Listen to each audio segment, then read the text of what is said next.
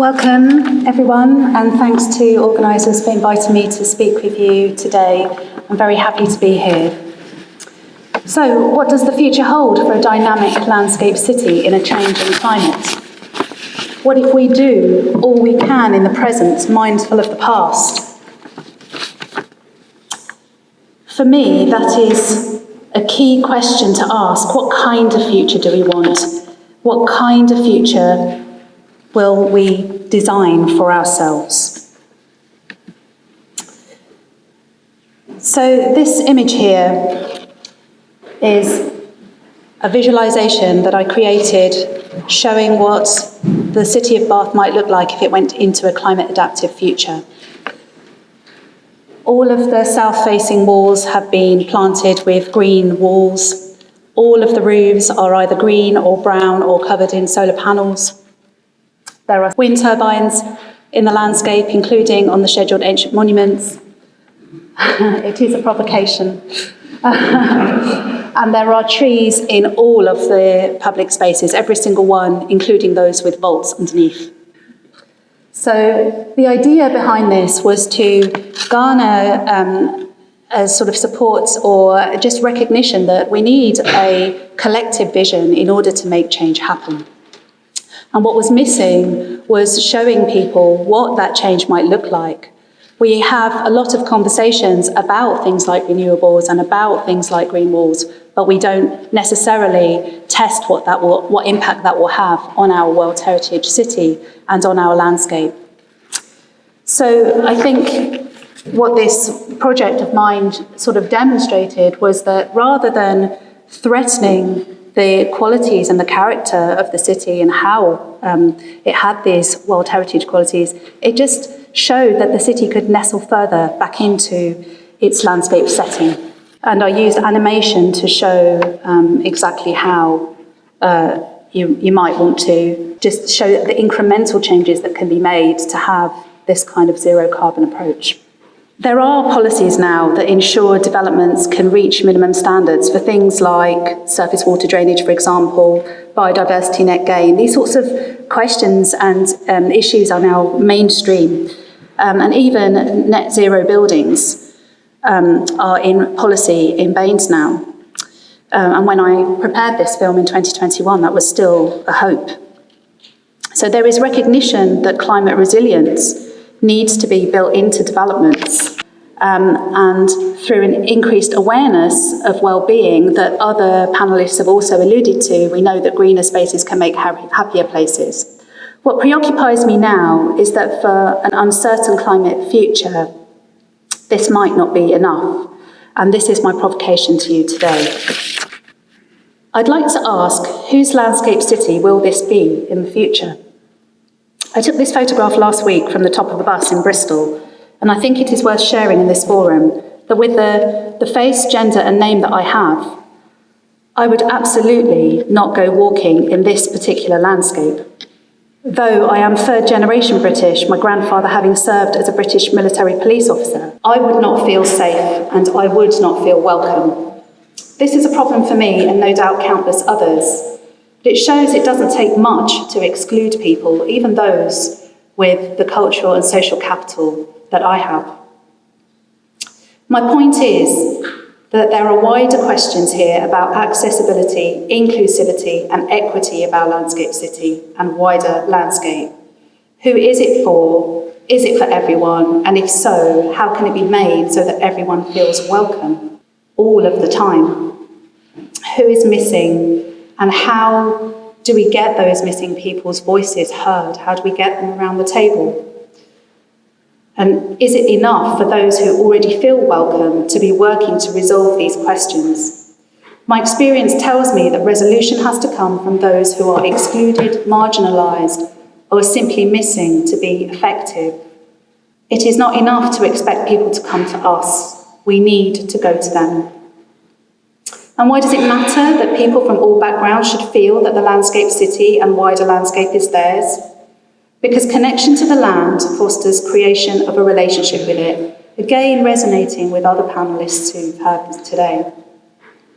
In the landscape city of the future, I would like to see all people, and indeed all species, to be connected to the land, to care about and feel compelled to nurture it, and for it to nurture them back. We know that there will need to be migration of wildlife to cooler climes, and we work as professionals to connect green infrastructure to enable them to move north unhindered. It's written into our policies. The same will apply to humans. The Earth is heading to a global temperature increase that will render some lands unable to feed their dependent populations. These will not be populations that cause the majority of global warming. We are amongst the peoples responsible for that.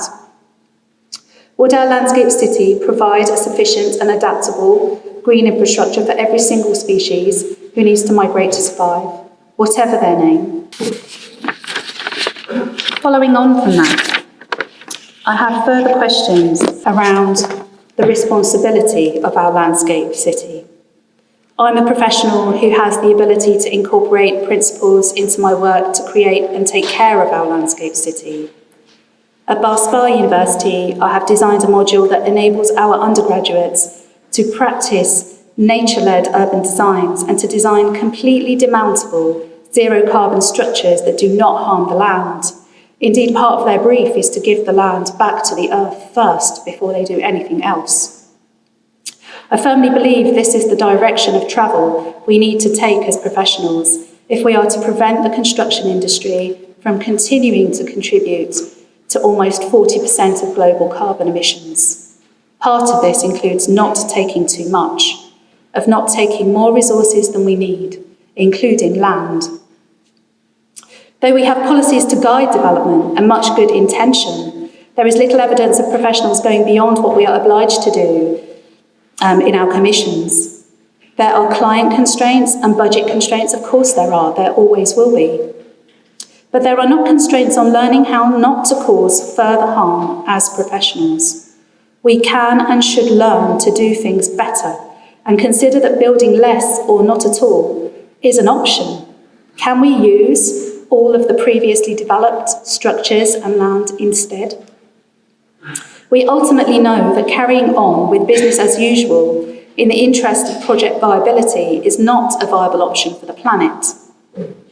I'm not just talking about large, high-budget, high-profile projects, but also that everyday creation of homes, where in a design and access statement is detailed consideration of the entire more than human world, not just protected species, and development of a reciprocal relationship between the land, nature, and humans by design. If you are looking for professionals who can do this, my Bath Spa students sitting over there are about to learn. Finally, in our landscape city, there are a multitude of different stories to tell. There is the one about settlers stopping here because of the hot spring waters 2,000 or more years ago. There are those that built a city wall and priory in the Middle Ages and put their kitchen gardens outside of the walls. There is how the city came to be in its current form 250 years ago, a heritage that includes connections to the slave trade. There is a more recent one about communities to the south of the city that fall within the most income deprived in England. Are we going to tell all of these stories and more in our landscape city? Should we? And what of future generations? How will we inform their stories by what we do today? I have enjoyed the filming of period dramas in the city and was struck by the flexibility and progress of other arts as compared to progress in architecture and urban design in our landscape city.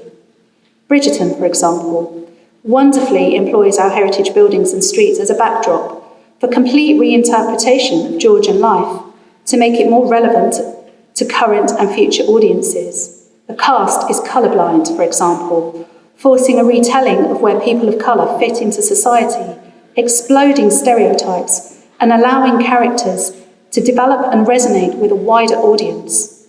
If our World Heritage City is to successfully adapt to an uncertain climate future, my feeling is that it should take a leaf out of the Bridgerton script book and offer the equivalent of colourblind conservation. It's okay to develop a character that is not true to exactly how things used to be if by doing so we promote a more inclusive and more relevant future that we can relate to and learn from and that can sustain us, and that will be a better legacy for future generations. The future is ours to shape as we see fit, but with these questions I have posed to you today, I would like to invite all of us involved in the process to think about the wider issues involved in evolution of a landscape city, the underlying issues of identity, belonging and legacy, of humanity. I invite you to think about the importance of people's connection to the land if they are to be truly included to be a part of enjoying and protecting it. I'd like to invite you to go further than what is required of us as professionals and do what is right for our planet and all living beings. I would like to see a future where it's not just brave to do that, but normal practice, and where the public demand it.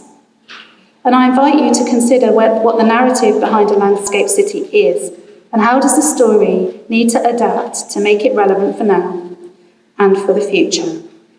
Thanks very much for listening.